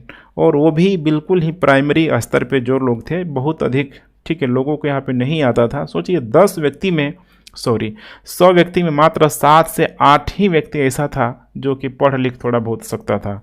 तो इसका सबसे बड़ा जो देख रहे हैं ना, मैकाले शिक्षा व्यवस्था से अचानक जो इसने इंग्लिश जो लगाया, उससे शिक्षा व्यवस्था ही भारत की पूरी तरीके से चरमरा गई। संभालने में तो समय लगेगा ही लगेगा, आज भी कहीं ना कहीं ठीक है समस्याएं होती ही होती है। अब यहाँ पे आपको समझना है पाश्चात्य शिक्षा का विकास किस प्रकार से अब हो रहा। पाश्चात्य मतलब वो नहीं समझना आपको, ठीक है। पाश्चात्य का मतलब है यहाँ पे पश्चिमी शिक्षा का विकास, पश्चिमी शिक्षा का विकास, पाश्चात्य शिक्षा का यहाँ पे विकास। तो किसके संदर्भ में समझना है? बिहार के संदर्भ में, ठीक है। बिहार के संदर्भ में, चूंकि हम लोग कंप्लीट बिहार को ही यहाँ पे कर रहे हैं। तो 1835 में ही देखेंगे तो मैकाले ने जब घोषणा किया तो उसी के माध्यम से पटना में सबसे पहले 1835 में, ठीक है, पटना में एक स्कूल खोला गया जहाँ पे अंग्रेजी भाषा में शिक्षा दी जाती थी। उसके बाद से यहाँ पे देखेंगे तो विलियम बेंटिक के द्वारा साफ साफ यह घोषणा कर दिया गया कि अब से जो भी शिक्षा बजट में, समझ रहे ना, शिक्षा बजट में जो भी प्रस्ताव पारित होगा, जितनी भी राशि का, उसका पूरा का पूरा 100% जो खर्च किया जाएगा वहीं पे खर्च किया जाएगा जहाँ पे अंग्रेजी शिक्षा हो। अब अंग्रेजी शिक्षा हो तो कहीं ना कहीं यहाँ पे स्कूल वगैरह बनवाना पड़ेगा। तो देखेंगे तो जिला स्कूल यहाँ पे कुछ क्षेत्रों पे अंग्रेजों के द्वारा बनवाया गया, जिला स्कूल, जैसे कि बिहार शरीफ, भागलपुर, आरा, पटना, इन सारे क्षेत्रों में यहाँ पे, ठीक है, जिला स्कूल भी बनवाया गया। 1859 तक संथाल परगना में, ये सारा अधिकतर फैक्ट इधर देखने के लिए मिलेगा, इनको आपको लिखना एग्जाम में। संथाल परगना में पाकुड़ का उच्च विद्यालय बनाया गया और कई सारा यहाँ पे प्रस्ताव भी भेजा गया कि यहाँ बनाया जाएगा। जैसे कि प्रस्ताव भेजा गया कि देवघर में बनेगा। सब ये जिला स्कूल है, क्योंकि जिला स्कूल में बहुत बड़ा एरिया को कवर करेगा। देवघर, मोतिहारी के साथ यहाँ पे हो जाएगा हजारीबाग,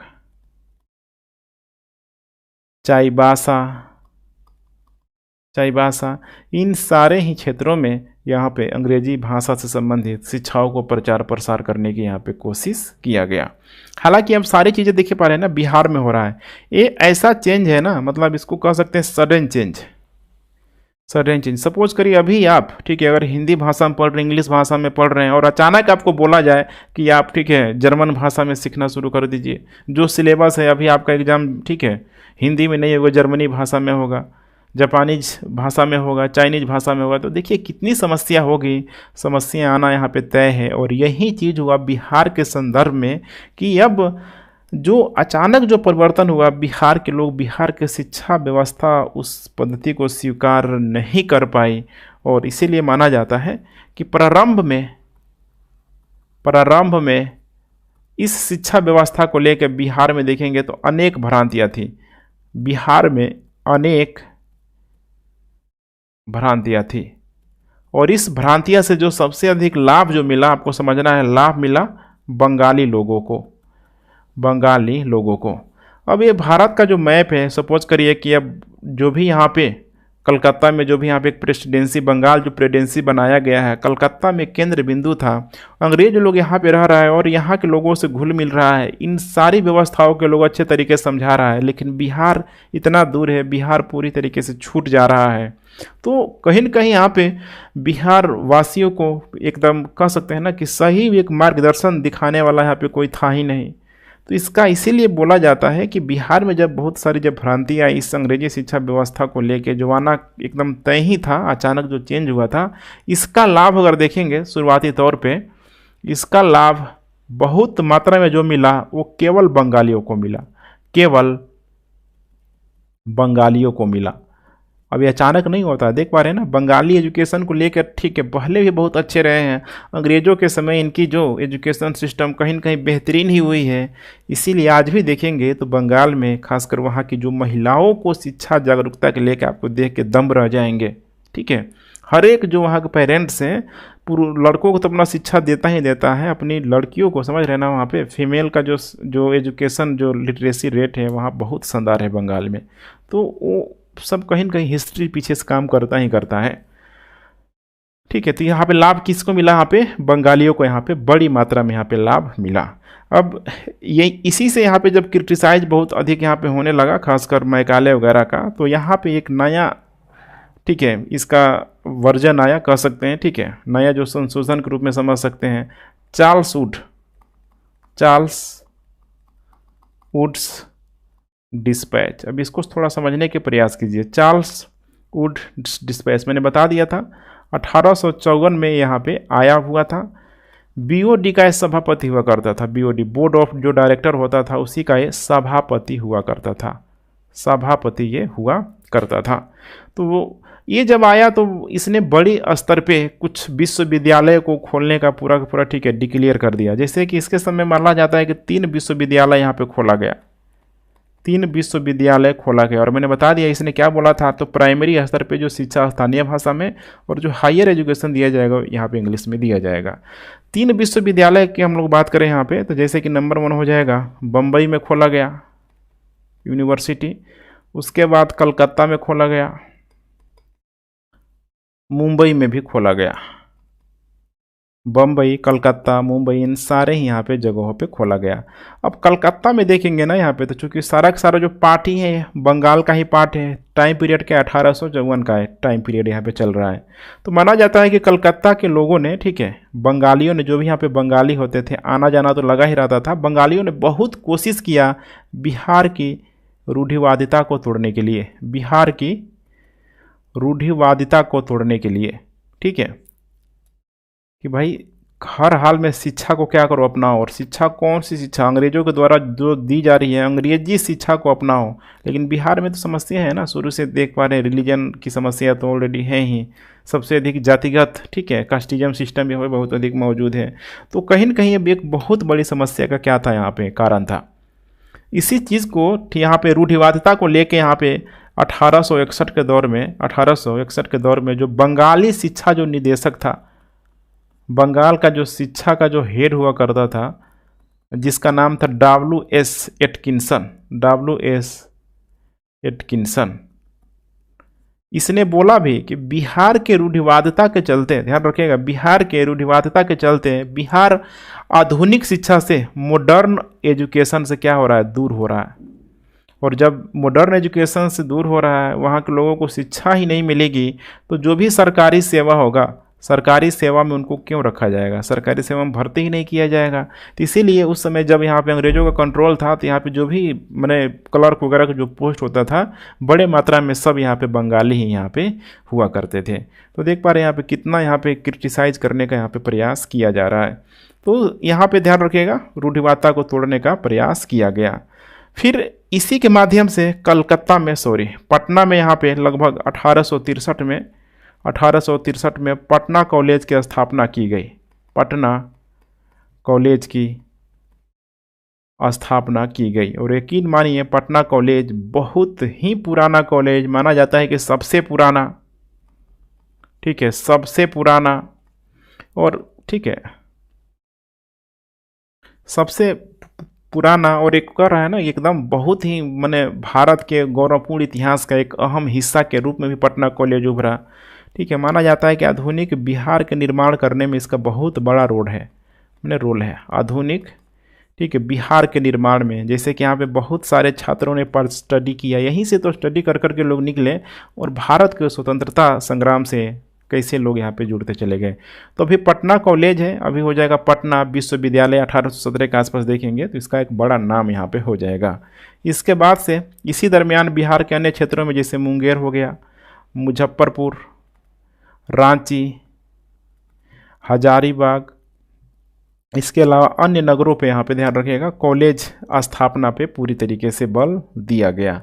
तो जो भी ये बातें हो रहा है, मैं बार बार एक शब्द बोलता हूँ, जब भी आप बिहार लिखे ना तो उस समय लिखे आप अविभाजित बिहार, क्योंकि उस समय बिहार विभाजित नहीं हुआ था। ठीक है, पूरा पूरा बिहार में बिहार था, झारखंड भी था, और 1935-36 के पहले उड़ीसा भी शामिल था, जो पूरा पूरा, ठीक है, ये बहुत ही बड़े मतलब भौगोलिक एरिया को कवर करता था।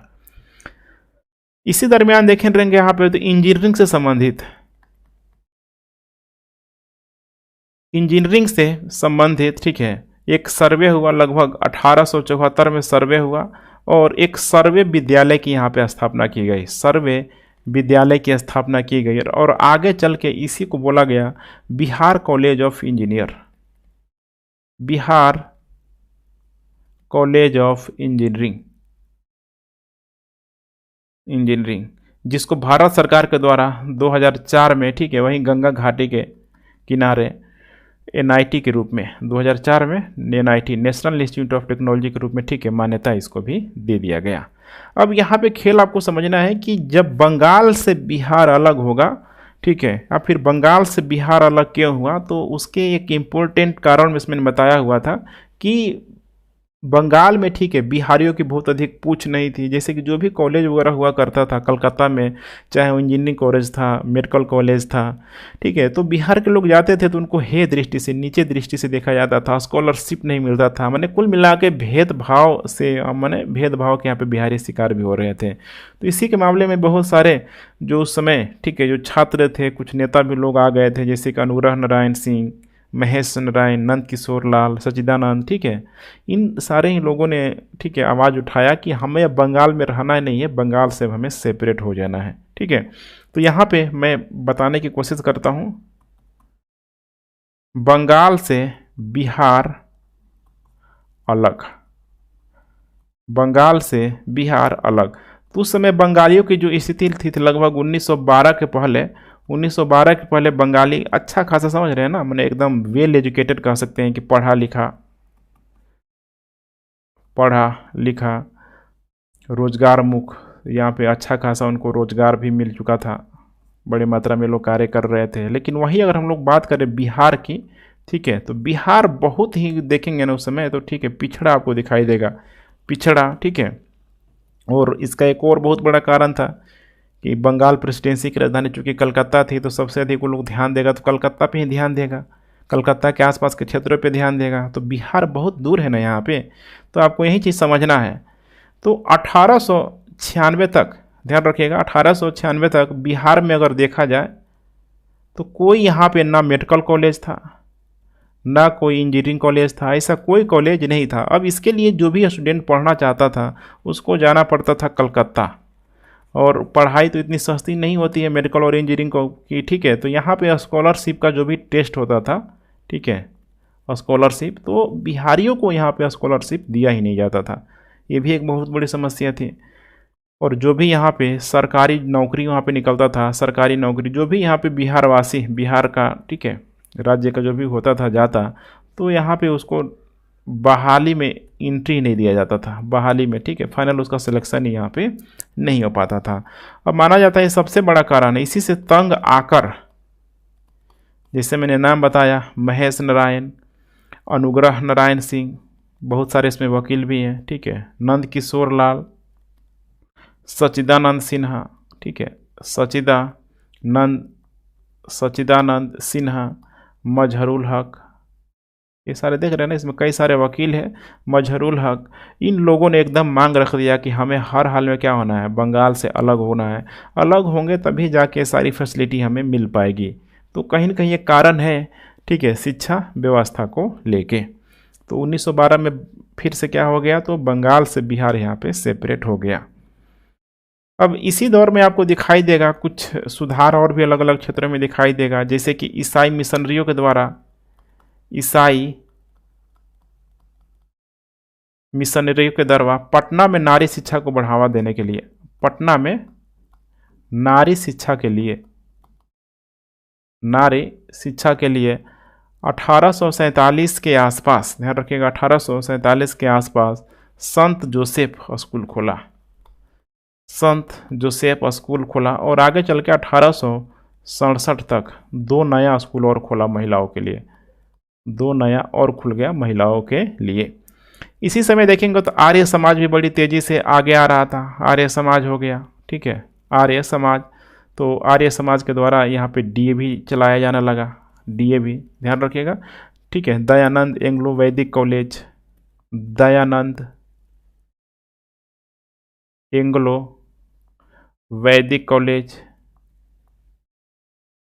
सब यहाँ पे चलाया जाने लगा। ठीक है, इसके अलावा आर्य समाज हो गया, ब्रह्म समाज हो गया, ब्रह्म समाज। ठीक है, इसके अलावा यहाँ पे कुछ जैसे कि मुस्लिम धर्म में कुछ यहाँ पे सुधार चल रहा था, जैसे उसी समय यहाँ पे हुआ था अलीगढ़ आंदोलन। अलीगढ़ आंदोलन, अब अलीगढ़ आंदोलन से प्रेरणा लेके देखेंगे तो लगभग ठीक है 1872 के आसपास, 72-74 के आसपास मुजफ्फरपुर में बिहार साइंटिफिक सोसाइटी की यहाँ पे स्थापना की गई। सोसाइटी की स्थापना की गई, नाम था इमदाद अली खां के द्वारा। और इसी की एक शाखा पटना में भी खोली गई। ठीक है, और आगे चल के इसका भी नाम पड़ा मोहम्मदन। देख रहे सब जगह क्या लग रहा है, मोहम्मदन एंग्लो अरेबिक स्कूल की स्थापना की गई पटना में 1886 के आसपास इसकी भी स्थापना की गई। तो देख पा रहे कहीं न कहीं आपको दिखाई दे रहा होगा जो परिवर्तन आ रहा है अंग्रेजों के आने के बाद से यहाँ पे आ रहा है, इंग्लिश शिक्षा को बढ़ावा दिया जा रहा है। उसके बाद से फिर हम लोग बात करते हैं यहाँ पे सैंडलर आयोग आ गया 1912 के बाद से। 1912 के बाद से ठीक है, 1917 में कौन आया तो सैंडलर आयोग। मैंने पीछे आपको बताया हुआ था सैंडलर आयोग, विश्वविद्यालय सुधार के लिए सैंडलर आयोग की स्थापना किया गया था। और इसका बहुत ही सकारात्मक जो इफेक्ट हमें देखने के लिए मिला बिहार के संदर्भ में भी देखने के लिए मिला, क्योंकि 1912 में ऑलरेडी बिहार बंगाल से अलग हो चुका था। तो 1917 में ध्यान रखिएगा, 1917 में पटना विश्वविद्यालय की स्थापना की गई। पटना विश्वविद्यालय, अब पटना कॉलेज नहीं रहा, पटना हो गया विश्वविद्यालय। पटना विश्वविद्यालय की स्थापना किया गया। अब इसमें 3 नया डिपार्टमेंट भी जोड़ा गया, जैसे आर्ट्स, फिजिक्स, इसके बाद यहाँ पे हो जाएगा ठीक है केमिस्ट्री, मैंने साइंस के लेके ठीक, आर्ट, फिजिक्स, केमिस्ट्री, अलग अलग यहाँ पे डिपार्टमेंट यहाँ पे ध्यान रखिएगा बना दिया गया। अब यही है कि पटना कॉलेज से आगे चल के सेपरेट यहाँ पे कर दिया गया पटना साइंस कॉलेज। 1927 में बना दिया गया पटना साइंस कॉलेज, अर्थात पटना विश्वविद्यालय से इसको क्या कर दिया गया, यहाँ पे पृथक कर दिया गया। उसके बाद देखेंगे इसी दरमियान थोड़ा सा आपको डेटा पे ध्यान देना पड़ेगा। 1921 के आसपास बिहार विधान परिषद के द्वारा आयुर्वेद शिक्षा प्रणाली पे बल दिया गया और आयुर्वेद संबंधित ठीक है एक कॉलेज पटना में खोला गया, आयुर्वेद शिक्षा। ठीक है, उसके बाद से देखेंगे इधर और कुछ चीज़ें। तो 1925 के आसपास पटना मेडिकल कॉलेज की भी स्थापना की गई। हालांकि इसका पहले नाम था Prince of Wales Medical college.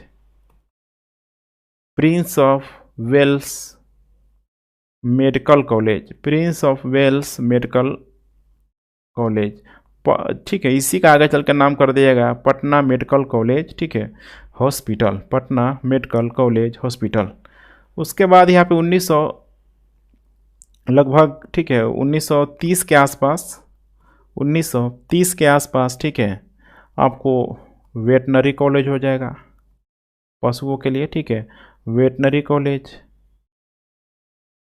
1926 के आसपास धनबाद में चूँकि माइन से रिलेटेड काम होता है उधर ठीक है, कोयला वगैरह है, तो वहाँ पे खोला गया था धनबाद में इंडिया स्कूल ऑफ ठीक है माइन कॉलेज, उधर भी खोला गया। एक खोला गया धनबाद में ठीक है। तो इन सारी चीज़ों का आपको ध्यान रखना है। और फाइनली देखेंगे तो 1938 के आसपास बेसिक एजुकेशन बोर्ड का गठन हुआ। बेसिक एजुकेशन बोर्ड का गठन हुआ जिसका उद्देश्य यही था ठीक है कि हर तरीके से होता है ना स्कूलिंग लेवल पर, जैसे आज बिहार स्कूल एग्जामिनेशन बोर्ड है तो वैसे ही यहाँ पे किया गया। तो कि स्कूलिंग हो गया, फिर मध्य स्तर पे शिक्षा का किस तरीके से यहाँ पे विकास किया जाए इसका भी यहाँ पे डेवलपमेंट किया गया। एक बहुत ही इम्पोर्टेंट फैक्टर था नारी शिक्षा को लेके कि नारी शिक्षा का विकास किस तरीके से किया जाए, नारी शिक्षा को लेके। तो ऑलरेडी मैंने बता दिया था कि 1847 में पटना में खोला गया इनसे रिलेटेड, फिर यहाँ पे 1967 में भी खोला गया। लेकिन आपको पता है कि अब यहाँ पे 1867 हो गए। आपको पता है कि बंगाल विभाजन के बाद 1912 के बाद से जब सेपरेट हुआ तो शिक्षा के क्षेत्र में बिहार को भी कुछ न कुछ लाभ जरूर हुआ। तो जस्ट देखेंगे 1914 में बिहार और उड़ीसा के नारी व्यवस्था से शिक्षा संबंधित चीज़ों को रिव्यू करने के लिए, ठीक है, एक कमेटी का गठन किया गया। एक कमेटी का जांच पड़ताल करने के लिए कमेटी का गठन किया गया, और जिस कमेटी ने अपनी रिपोर्ट सौंपी, इस कमेटी ने साफ साफ बोला कि नारी शिक्षा को बढ़ावा देने के लिए, ध्यान रखिएगा, नारी शिक्षा को बढ़ावा देने के लिए उच्च शिक्षा के स्तर पे काम करना होगा। और उसी समय यहाँ पे बांकीपुर पटना में एक कॉलेज खोला गया। इसके अलावा उड़ीसा में, ठीक है, कटक के क्षेत्रों में एक कॉलेज यहाँ पे खोला गया। इंटरमीडिएट श्रेणी का कह सकते हैं, ठीक है, इंटरमीडिएट लेवल का कॉलेज कह सकते हैं, फिर स्कूल भी कह सकते हैं, वहाँ पे खोला गया। ठीक है, उसके बाद से यहाँ पे देखेंगे तो सरकार भी पीछे नहीं रही, ब्रिटिश सरकार ही भले थी। चूँकि आपको ध्यान रखना है कि 1914-17 के बाद से 1919 के बाद से देखेंगे तो कहीं न कहीं भारतीयों का हस्तक्षेप बढ़ गया था, खासकर स्कूल वगैरह के क्षेत्र में जो भी होता था ना। जैसे 1919 में लाया गया था द्वैध शासन, मोंटेस्क्यू चेम्सफोर्ड सुधार। तो द्वैध शासन में क्या था, एक था रिजर्व कैटेगरी आरक्षित विषय और एक था अनारक्षित विषय। तो अनारक्षित विषय में देखिए यहाँ पे जो भी शिक्षा था अनारक्षित विषय में होता था, तो शिक्षा से संबंधित चीज़ों को देख रेख करने का कार्य भारतीयों को यहाँ पे सौंपा गया था। वैसे ही अगर बिहार विधान परिषद है तो बिहार विधान परिषद के लोग यहाँ पे करेंगे। तो यहाँ पे देखेंगे तो सरकार के द्वारा यहाँ पे नारी शिक्षा व्यवस्था को स्थापना करने के लिए प्रत्येक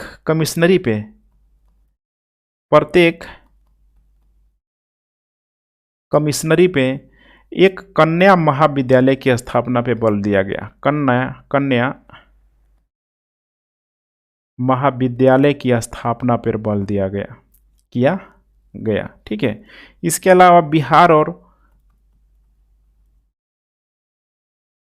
उड़ीसा के क्षेत्रों में फिर से समझ रहे हैं ना, 1927 के आसपास एक सर्वे किया गया कि क्या स्थिति है इनकी।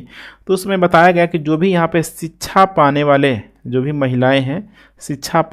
महिलाएं हैं उनका जो परसेंटेज है 0.27, मतलब समझ रहे हैं 100 में अभी भी एक महिला भी ठीक से शिक्षा ग्रहण क्या कर रही थी, नहीं कर रही थी। स्थिति बहुत ही खराब है। आगे चल के एक कमेटी आएगा महिलाओं से रिलेटेड, हार्टोंग समिति ने यही बात बतलाने की कोशिश किया कि 25 लाख जो महिलाओं में लगभग 1,16,000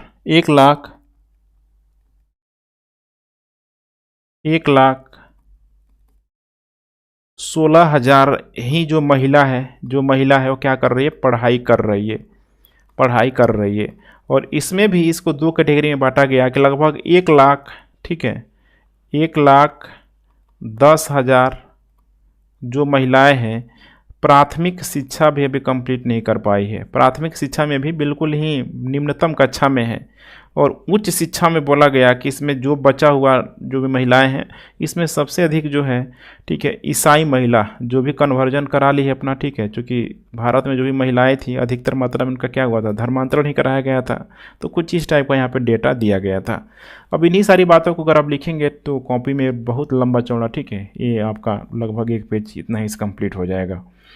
तो आशा करते हैं इस सारी चीज़ें आपको समझ में आ गई होगी। लगभग 1900 देख पा रहे हैं यहाँ पे 27 तक हम लोगों ने पूरा देख लिया। लगभग अब यही दौर है 1947 तक, चूँकि 1945-47 में, ठीक है, नहीं 1946 में देखेंगे यहाँ पे तो इधर दरभंगा मेडिकल कॉलेज की भी यहाँ पे स्थापना की जाएगी। यहाँ पे मैंने आपको बताया हुआ था बिहार के संदर्भ में, ठीक है, दरभंगा मेडिकल कॉलेज, ठीक है। तो यहाँ पे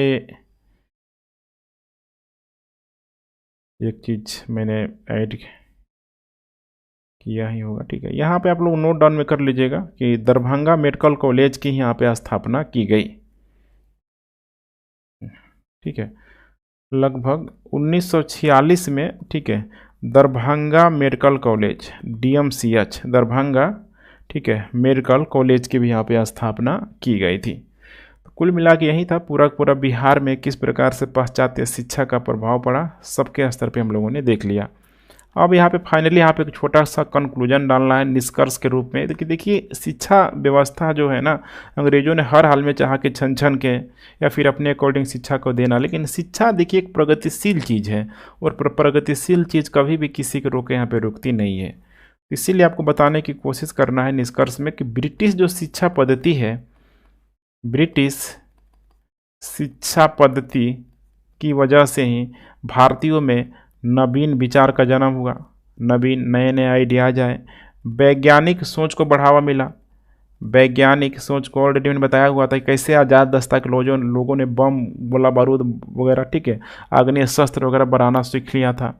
रेडियो का कैसे लोग संचार कर रहे थे, तो कहीं ना कहीं वैज्ञानिक सोच को बहुत बड़ा, ठीक है, ये कहीं ना कहीं यहाँ पे एग्जाम्पल प्रस्तुत करता है। तो नवीन और वैज्ञानिक सोच के माध्यम से ही, ठीक है, जो यहाँ पे योगदान मिला भारतीयों में, कहीं न कहीं यहाँ पे भारतीयों को भारतीयों से जोड़ने का प्रयास किया, भारतीयों को भारतीयों से जोड़ने का, ठीक है, प्रस्ताव किया, प्रयास किया। और इसी की वजह से तो एक बुद्धिजीवी वर्ग का भारत में उदय हुआ, बुद्धिजीवी वर्ग का भारत में उदय हुआ। जैसे कि यूरोप में वो चल रहा था, जैसे अमेरिकी क्रांति था, फ्रांस की क्रांति था, इंग्लैंड की क्रांति था, सब में देखेंगे तो कॉमन चीज़ था कि मध्यम वर्ग का उदय, मध्यम वर्ग। और मध्यम वर्ग वही इंजीनियर, डॉक्टर, माने वेल एजुकेटेड लोग थे, बुद्धिजीवी वर्ग भी इनको बोला जाता है।